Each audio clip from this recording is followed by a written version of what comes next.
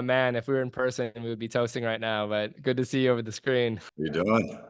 Good to One of see the you too. realest dudes in the industry sitting across from me on the Zoom, I swear. I try. I'm glad we're doing this, dude. Should be awesome. You too, man. Thanks for having me. I Yeah. really appreciate it. Let's kick it off with the most recent news. Fucking DOJ suing Live Nation and Ticketmaster. What do you What, think? what timing? Oh yeah. You know, I think there's like tons of great people at Live Nation and Ticketmaster that are doing great work and love the artists that they work with and support. And so I always want to say that up front of just like there's good people across this industry at every level. And where we sit in the industry, we serve a lot of independents, so I always want to advocate on behalf of them. And I think like the healthiest situation for the consumer and for everybody is competition and the ability to have competition and for event organizers across the board to be able to pick the best tools across the board, pick the best vendors, and and be able to build the best experience for the consumer is what I'm always for. So I don't know if this does anything towards that, but Yep. we'll see what happens. We will see what happens. No one has a crystal ball. I think it's crazy that I think everyone could probably draw a straight line to the Taylor Swift debacle to this, which is kind of Mhm. hilarious that it started off with people being pissed that they couldn't buy Taylor Swift tickets. And Yeah. I guess that was just I don't know, yeah, a pimple on the surface of some tension that, the world has been feeling anyway. Um, Mhm. and it's an escalation. It's really hard to unpack. Like, how serious is this? It's clearly an escalation to actually have the DOJ file this lawsuit. But I think everyone's going to be wondering, like, there's talks. There's been talks of this in the industry forever. It's talked about like every single conference. Like, is there a monopoly? Is anyone ever going to do anything about it? Um, it's yeah. We don't have a crystal ball here. I wonder.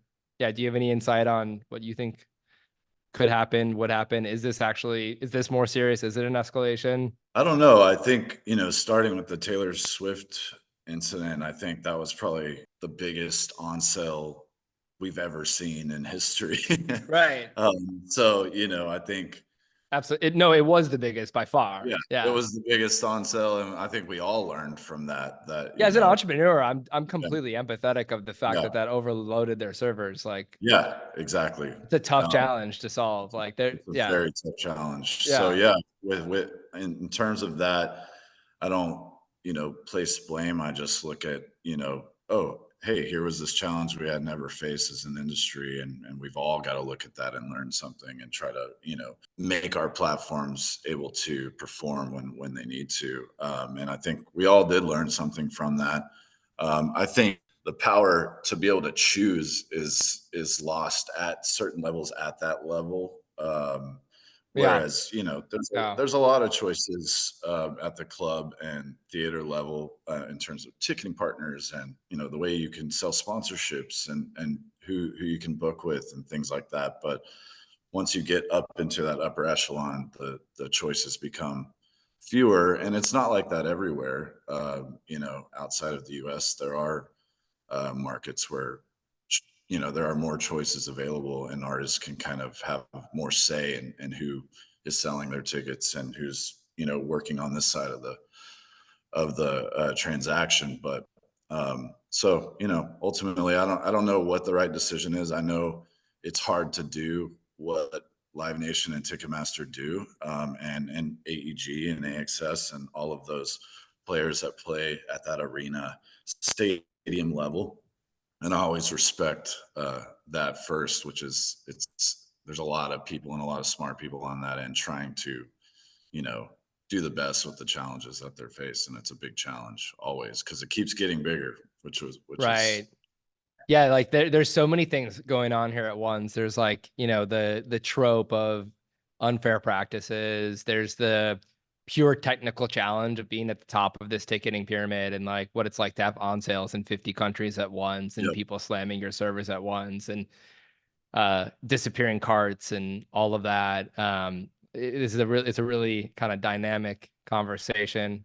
guess excuse the pun there with like dynamic ticketing or whatever. Not too much of a connection there. But anyway, yeah, when you and I were talking offline, one thing that I just really appreciate about you is you immediately like paid homage to the fact that you wouldn't want a business and have the government tear it down. And even though you run Prekindle and you're potentially a whatever, no, you compete with Ticketmaster, you were willing to kind of see the human side of that and say like, yeah, like it's philosophically, like, do we want the government like intervening in businesses? And we can like unravel that conversation. But yeah, if you could just kind of in your own words share that, that would be appreciated.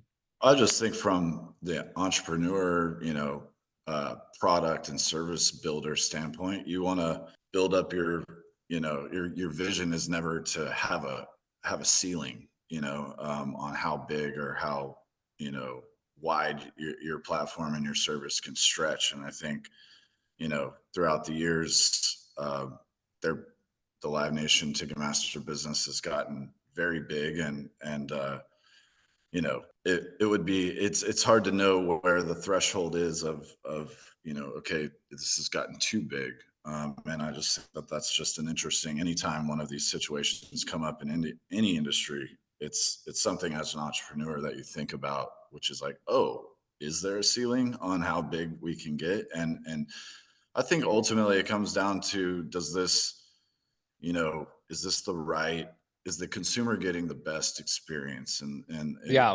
is there a marketplace out there that's healthy, providing enough options where people do have the option to choose something else if they want to? And I think that's the big question here. And, sometimes things get to a certain point unintentionally just because that's how the business moves. And I always say it's hard to turn the Titanic. And I think at this point uh, you know, they've become very big, and it's sometimes things just get to a place where you just need to reevaluate them and look at, is this the right way to do this? And I think that's on all ends, and I think even going back to the Taylor Swift situation at Aspen Live, there was this topic came up, which is, should tours be all going on sale at the same exact time, across all markets? And that whole sort of old, like, it's going on sale at this time and announcing at this time, and it's across the board and it has to be this way. Nothing has to be anyway.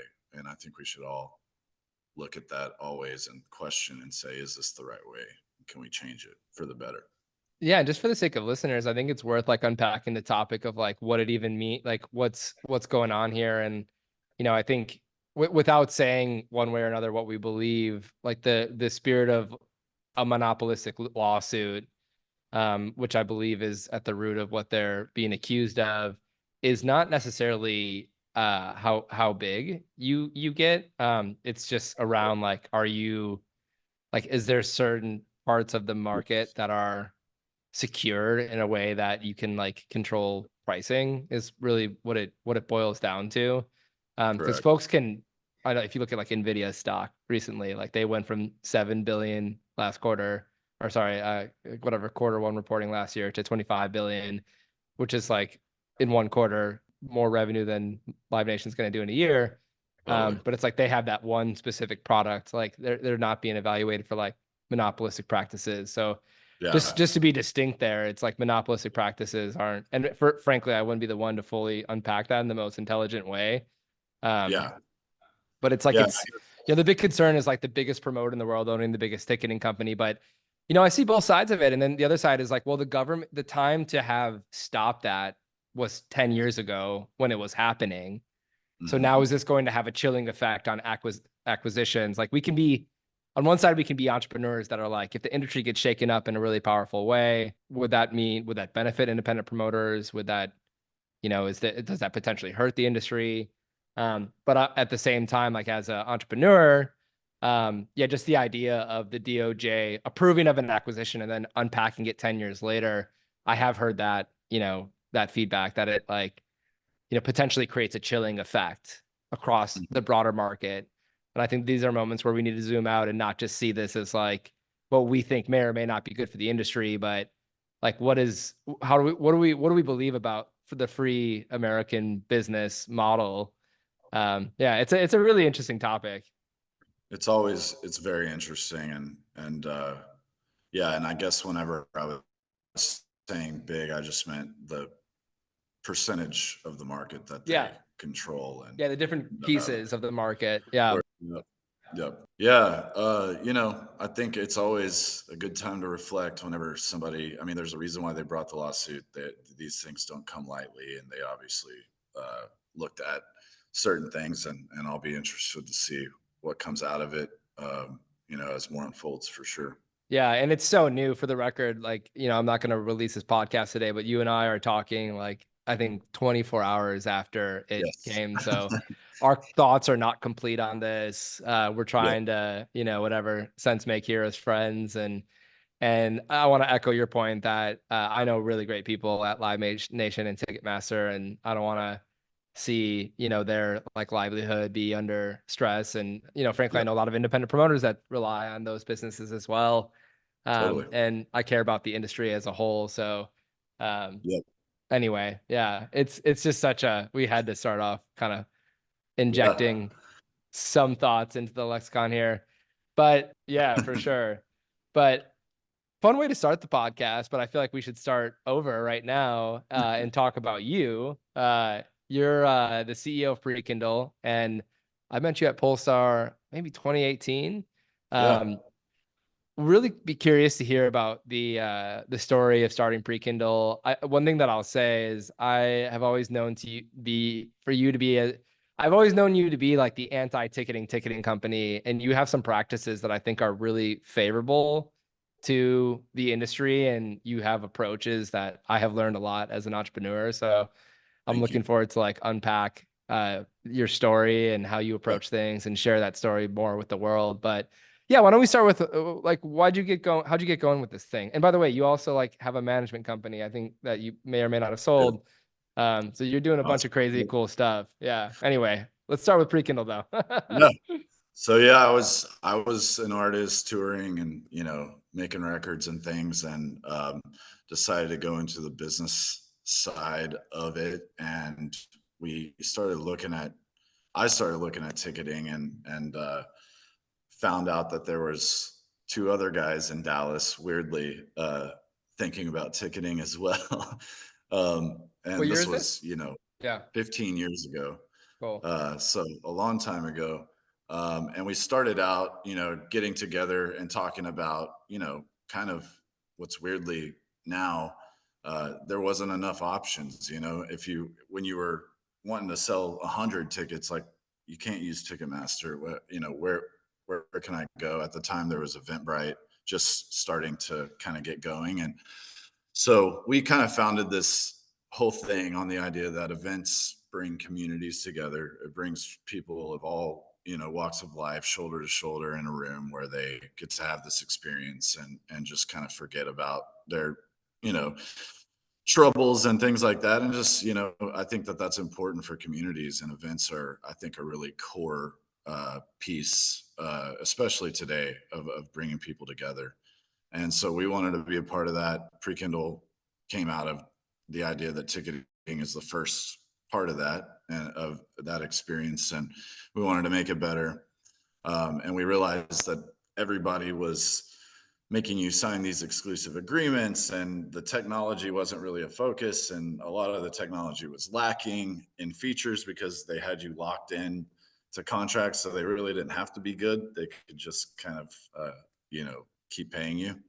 And we naively, never having been in ticketing or been promoters, we decided we wanted to solve that problem. And so 15 years later, we've been, still doing it. We do 50,000 events a year and work with a lot of music, but also other things like food and beverage festivals, and, you know, everything in between. Dave and Buster's, Alamo Draft House, and basically anything you can sell a ticket to, we try to uh, be able to provide a great service and platform for you to do that. So you launched in 2016. Oh no, I'm blanking. 2009, I guess that puts us at. Yes, correct. Yep. And like, what's been the growth trajectory? Like, how many venues did you start to work with? How many are you working with now? Like, what's been the story over Yeah. time? Yeah. So I usually like kind of measure it in number of events. And I would say like the first, year we worked with maybe 100 events. And it was mainly one small GA club called the Double Wide in Dallas in Deep Ellum. And we kind of started out at Deep Ellum, and just started growing around here in Dallas, just word of mouth. And at first, we didn't have a lot of features. We really couldn't compete, so we started competing on just how much service and support we were willing to put into it, and make sure that the process was easy, and that when people needed features, we would go build them, and just super serving our clients from day one. And we kind of grew organically. We never took a loan, never took investment. Um, and we just kept growing and growing word of mouth. We never had any marketing, very little press. But we always had our clients telling other people about us, Mm. which was really what I thought was always special, about our story. And I always say our platform is kind of crowdsourced, because there have been clients on it for, almost 15 years that have been putting their feedback into the platform, and we've been listening and going and building those features and those services. And so everything you see today when you log into Prekindle is based on feedback from people that are in there every day, putting on great events. Awesome. One thing I want to double click on is the idea of like no long-term contracts. That's definitely something Yeah. that's differentiated you from other ticketing companies. Tell me more. Yep. Yeah, so, it's just kind of this idea. I mean, it came out of necessity because we didn't have the money to go out and buy up, contracts for sure and compete on that level. So we thought, you know, do we need to raise money to be able to do that? And we kind of hit on this idea that like that's really bad for the industry, because when you are locked into something, you really can't give any kind of feedback that has to be heard. So we did the opposite and said we were going to earn people's business every day, every event. And we were going to do it by super serving them on the support side and building a great platform that sort of optimizes their business. And it's been a long journey to build out a feature set that I feel like achieves that vision. But now I think we're there, and there's a whole portion of clients, and I think it's growing, that really are starting to see the value in a great platform that helps them automate and optimize on their end, and sell more tickets and save hours in their day.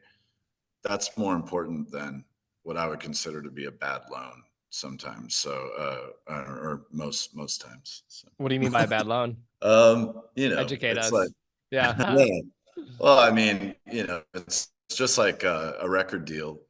If you can be independent and be have 50% of the back end of your record, and own your masters and all of that, that's a better deal. If you're selling lots of tickets, that's a better deal, than if you sign with a major label and give them all the ownership and give them all the control, and they don't really have to do anything you say because they have you locked in. So, um, I think by having to earn the business, by every day our clients can leave if they want to. We have to be good. And we've always maintained that relationship by, just kind of doing what we say we're going to do, Yeah. and getting No, I think better it's every day. I mean, it's a part of the world that I want to see. Like you and I have talked about this. Like I would much rather uh ticketing companies or really anyone just win. I want to see the best tech win in most instances. And if you're going up against, folks who if you're going up against other, whatever ticketing partners that are writing big checks and you're not writing a single check at all, and you're saying, hey, Yep. you can make more money in the back end. I mean, how else do you compete besides having, the best tech? And I agree with everything that you're saying, but like, let me turn that to you. Like, how do you compete when a prospect comes to you and says, hey, like, we like your platform. We're getting offered 100K, 200K, Yeah. whatever, 500K, up front. Yeah, how do you compete in those situations? Well, the first thing I do is show them that that money gets paid for somehow. And over time, they will definitely make less than they would by going with us and controlling their own fee rebates and things like that. Two, present our value proposition, which is like, by having no contract, I have to earn your business. I have to build a great platform. I have to build out those features. I have to listen when you need me, and I have to be there when you need me in terms of support.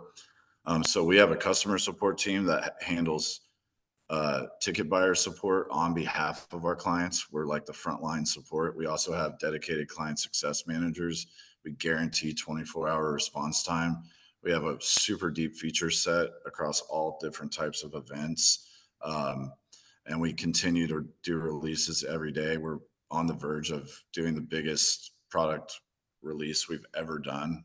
It's going to touch every piece of our product. And it's been probably a year in the making, and we just never stop building and trying to actually be the best technology platform out there for event creators. And so, that's the road and the journey that we're on. And I get the other side of the business of needing advances, and for some clients that they need that money up front, for a new sound system or a new roof or whatever it may be. And if that's the way to finance it and that's your only way, I completely understand that.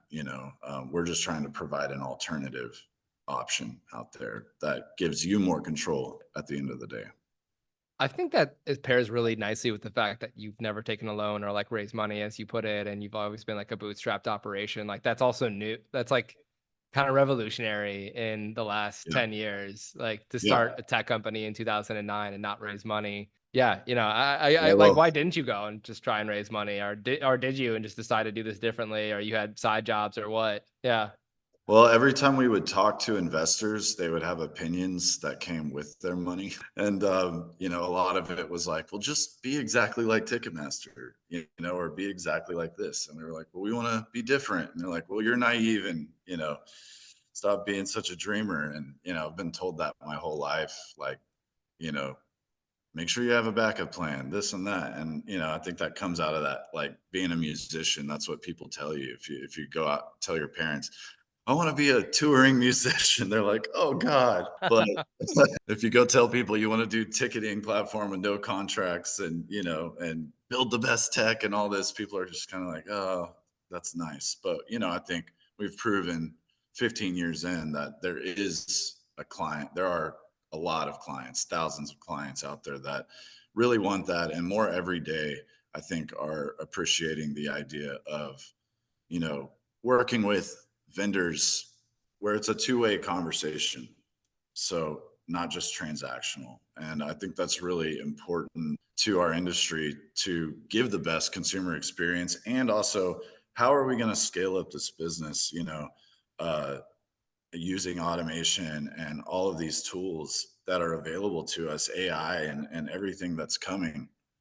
If companies aren't, forced to build the best product, because they could lose your business if they don't. And I just don't Right. see any other way to get our industry on par with other tech industries unless we start focusing on building the best product that optimizes your business. Amen to that. Wow, I could triple click on that.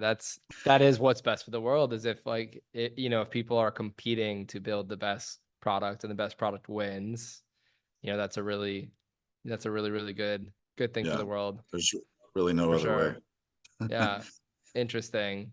It makes so much sense, but I can't emphasize it enough. It's really cool to see you actually like succeed in that space, because the ticketing space has been flooded with upfront contracts, and oh, you're locked in for 5 years, you're locked in for 3 years. Like if we're gonna spend this effort to implement you, we want your business for this amount of time. We want all your business. Mhm. And it's just a really interesting model for the world. So, I wish you the best of luck on that. And I'm really curious to see where it goes for you. Yeah, we talked to a lot of people that, signed their contract a year ago, and they're unhappy with whoever they chose, but they have 4 more years on their deal.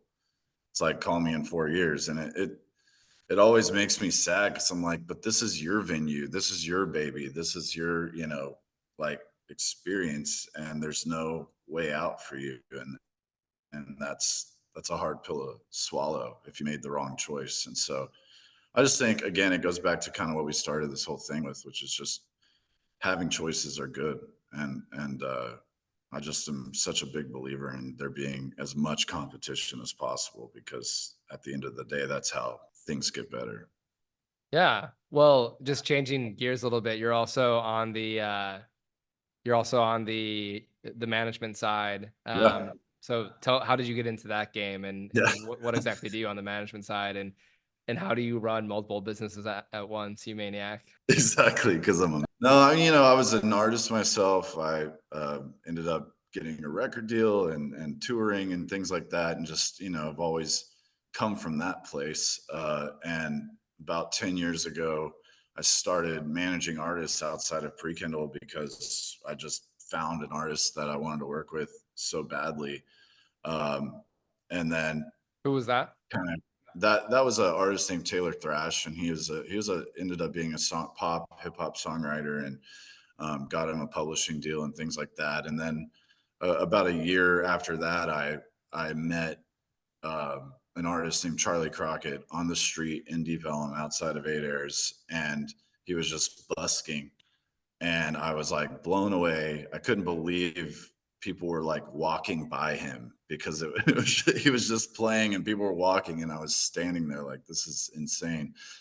And we ended up That's becoming amazing. friends, and he asked me to be his manager, and I was like, okay, let's do this. And I kind of went headfirst into it, and within 2 years we were touring globally, tour bus, headlining everything. And he's gone on to have this amazing career. And that taught me a lot about scaling up an artist to that sort of global level. And about 4 years ago, I partnered up with Adam Barnes, my co-founder at Space Kernel, which is what my management company is called.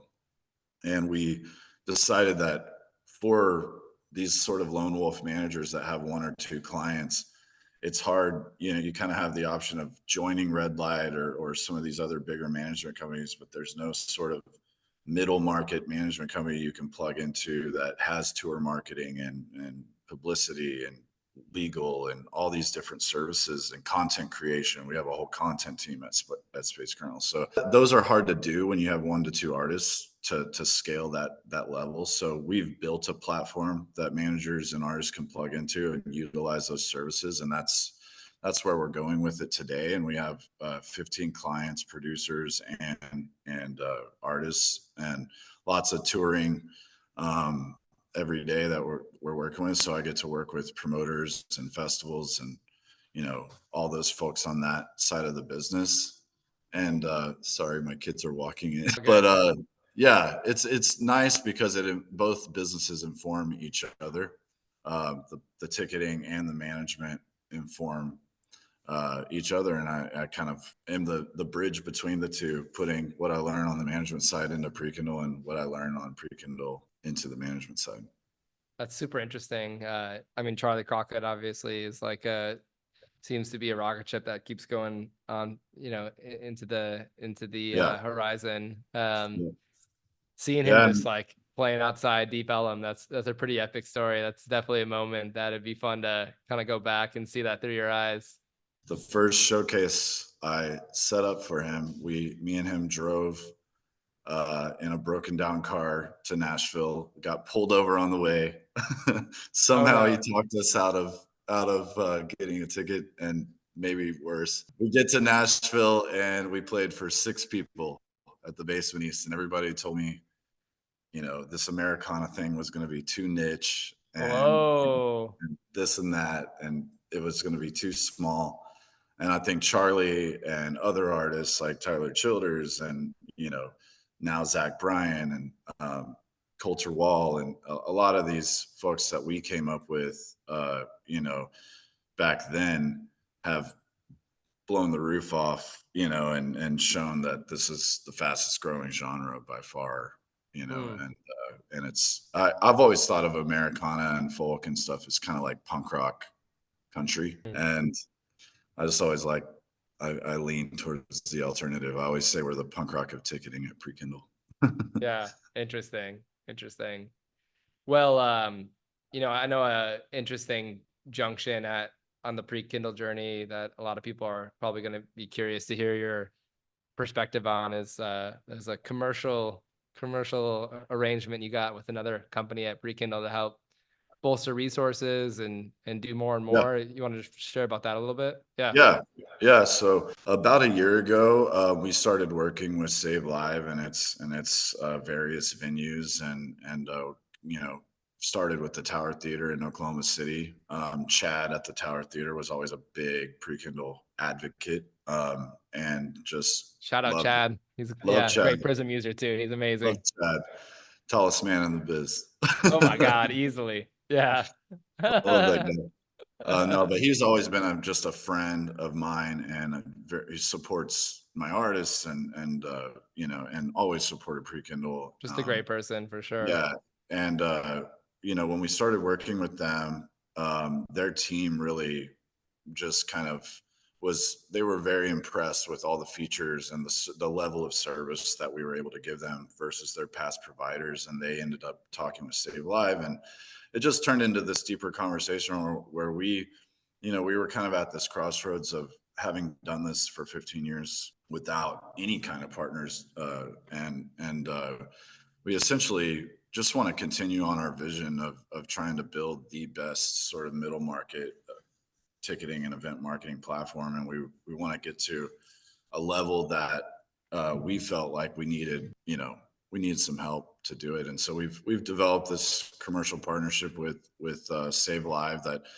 ends up helping us get into some of their venues. Their venues still have the choice to go with any ticketing provider that they want, but we at Prekindle have a great offering for them when they do, and they don't have to sign contracts, and we can being partners, learn a lot about what promoters and venue owners need at that level. And across all the venues that they have, there's a lot of knowledge to be learned there. And we're really trying to take it from the standpoint of that idea of crowdsourcing the product. Like we feel like the best product can be made by the people putting on the events every day and living in ticketing platforms. And we've tried to, I feel like a lot of platforms, they raise money, they get built in 2 years, and then it goes into this sales cycle, this endless sales cycle. And you get promised, well, we're going to have this and we're going to have that. And then it never comes. And then you're locked into a contract. So it really doesn't matter that they broke their promise to you. And so, we really just want to build the best product, and we needed help to do that. And so we can, have SaveLive as a partner that helps us grow. What A lot faster. what attracted you about SaveLive when you first met that team, and what do you like? What do you see their vision as? I think number one, there's just an amazing collective of talent there. Mark Geiger, John Fogelman, and the entire team are just wealth of experience that we can tap into.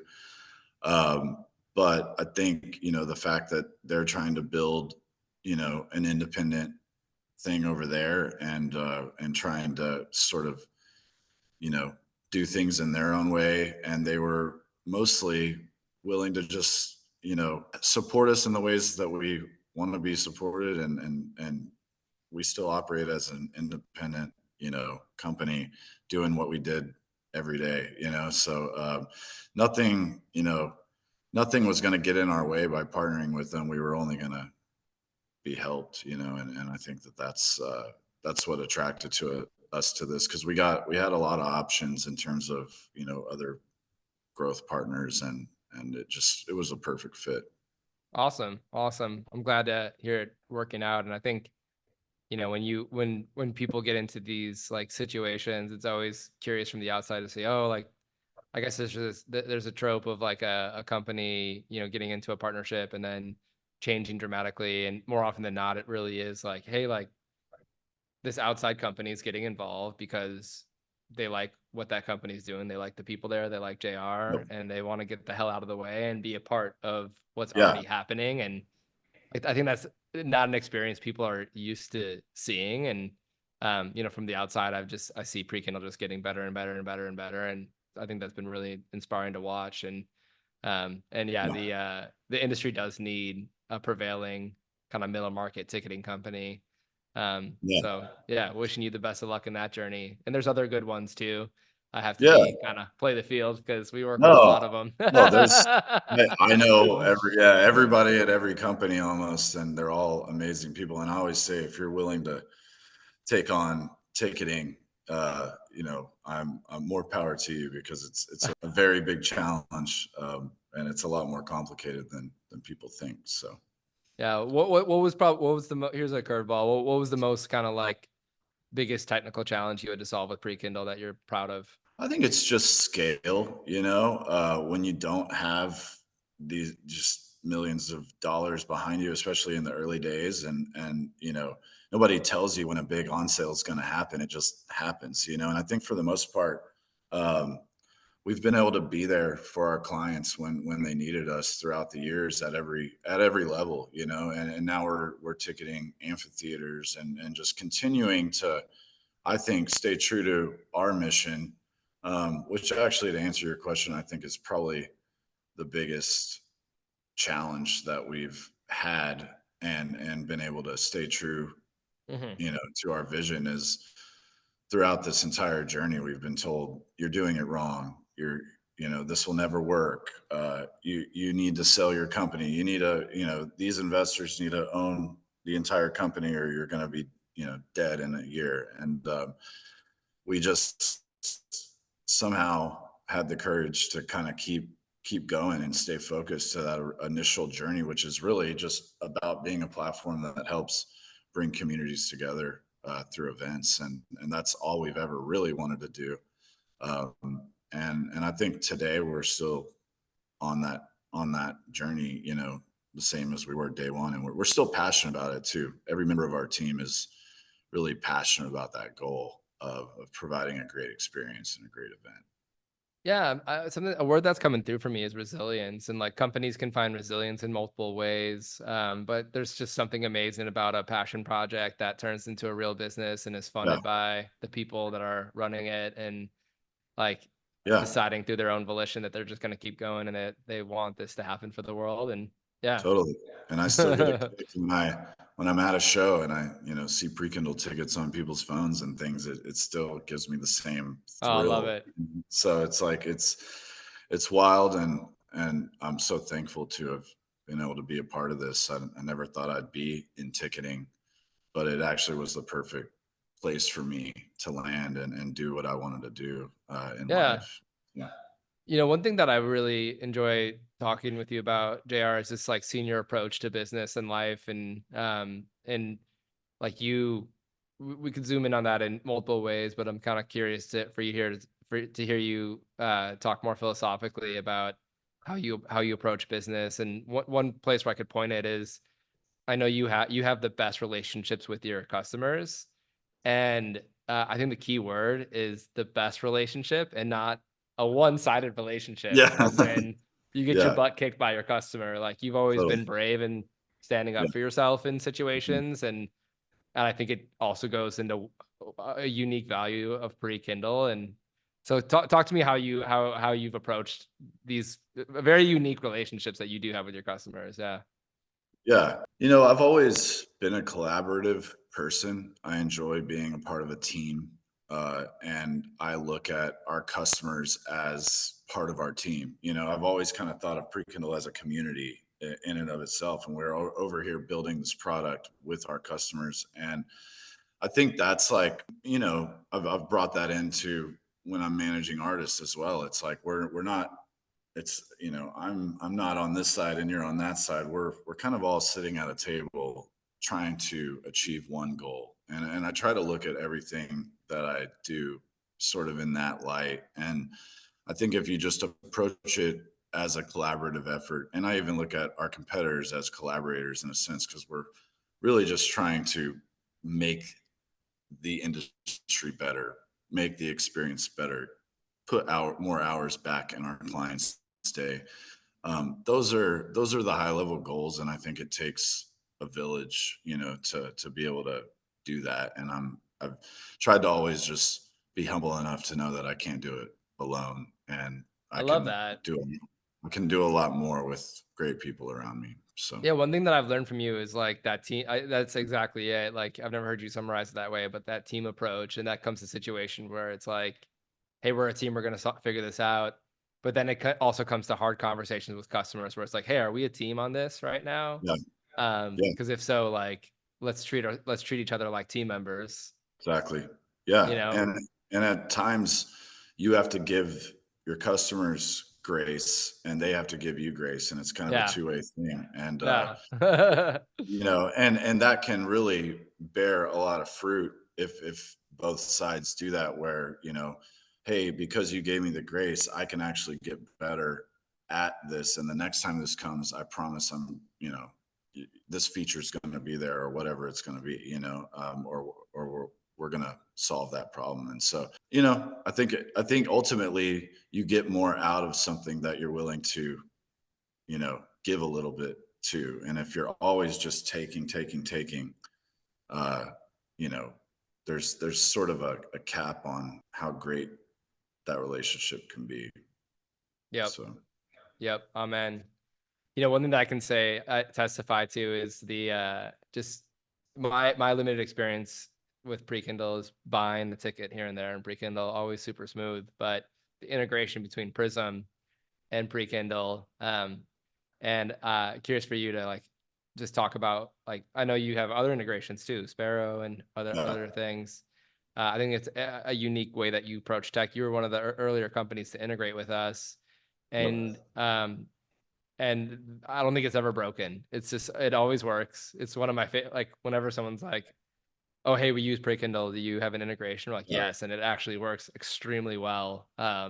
And it's low maintenance. So y'all built that really well. I appreciate that. But yeah, how do you yes, approach this from like an ecosystem perspective? And yeah, thank you for the integration. By the way, I think our yeah. customers should No, I probably mean, thank you too. Yeah. I should probably say, I think the number one most requested, like, non-ticketing feature that we were always asked for from day one was like, how can I take my spreadsheets and put it and build a system around it, And so when I met you at Polestar and I started hearing about Prism, I was like, oh my God, this product exists now and it's really good. And I always thought that that was a whole,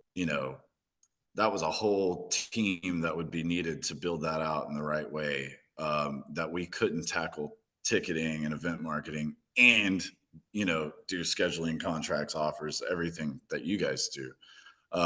And so when I learned that Prism existed and you guys were open to integrating and things, it felt like something that I'd wanted to really make happen for our clients for a long time. And anything that we can add value for our clients, make their lives easier. Like we want to build it out. And anytime I look at an integration, I want to build it out to the absolute fullest, version of that it can be. Not just do the MVP, least work possible integration. I want that, full vision that the integration partner has for, how our two platforms can work to really, be realized. And so I think y'all have always been very, easy to work with, and that makes it easier on our end. And you were passionate about making sure that Prekindle clients could use Prism.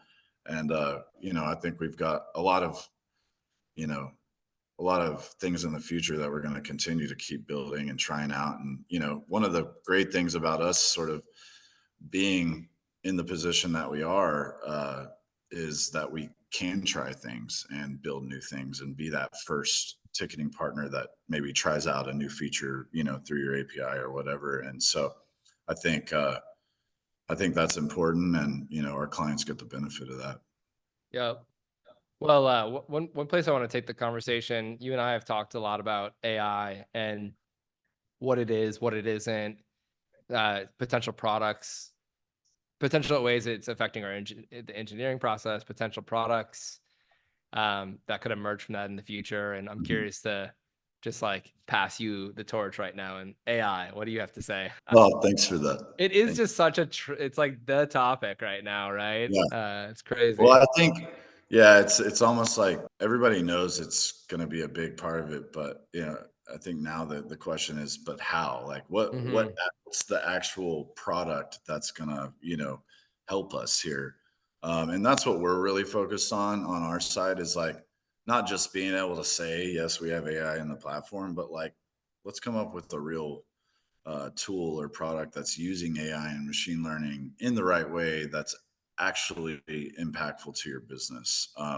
Some of the things that we're initially working on are customer support, and being able to use AI to make that a little bit more scalable and get people answers to their questions even faster. We're looking at things, and I'm sure you guys are too, but things like revenue predictions and that kind of stuff using AI and machine learning and trying to take the data set that we all have and actually you know provide valuable insights from that. And I think that's something that you guys do really well, and we're just trying to see where we can make that easier from the ticketing side.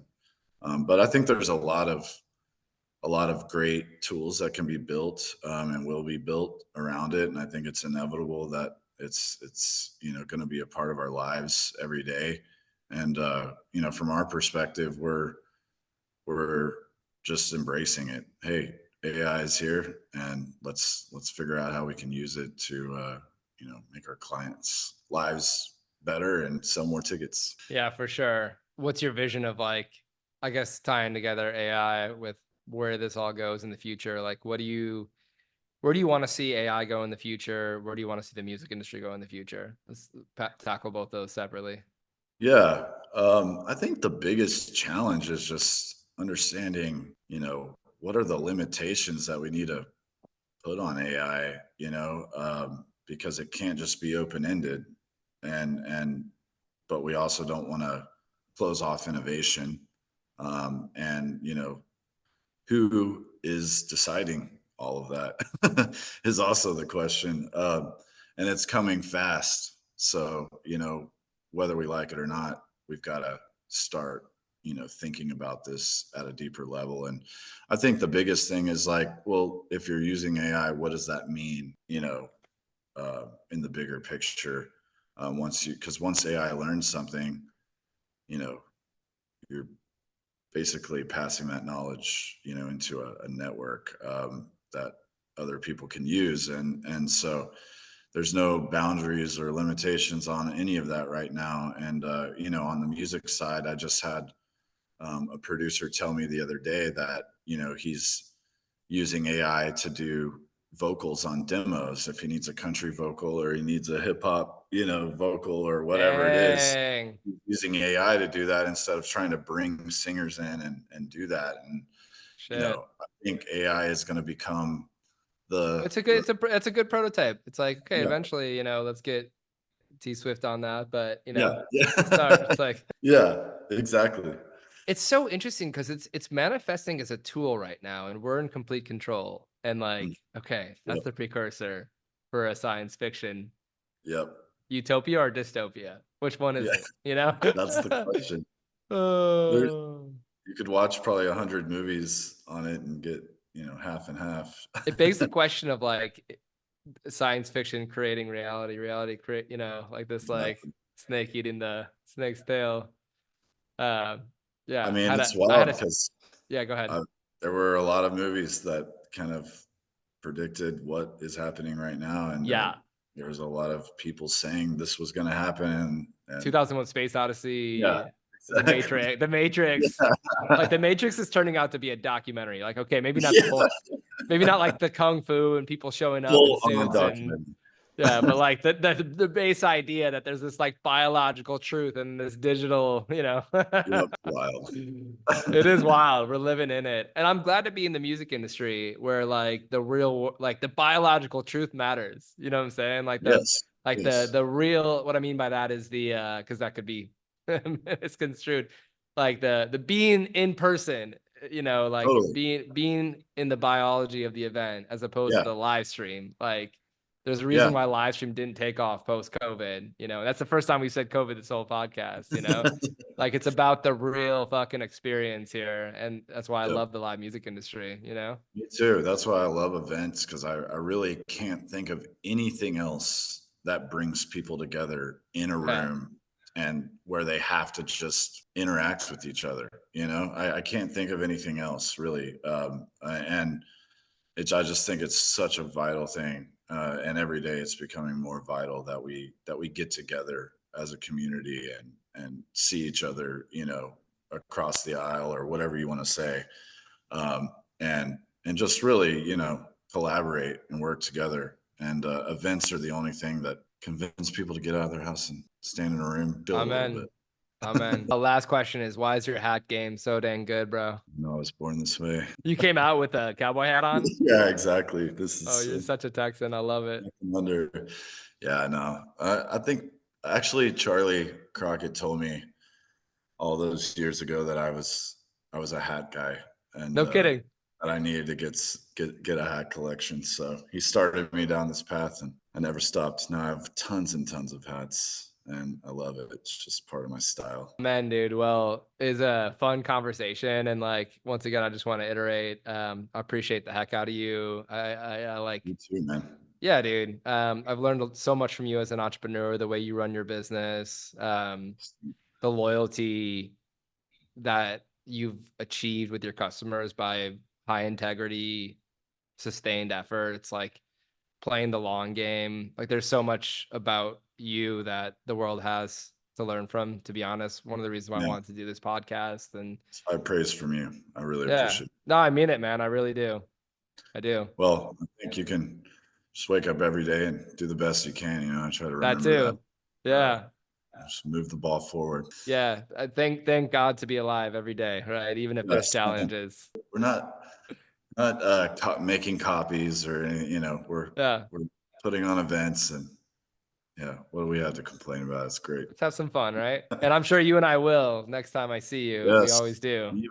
Neva, New Orleans. Haven't booked my flights yet. It's been really nice not traveling after the new kiddo, but I'll get there. You better be. All right, let's end on that note. Yeah, you bet. Well, sorry, what'd you say? I said I appreciate you having me. Thank you. Yeah, you bet, brother. Wasting hours.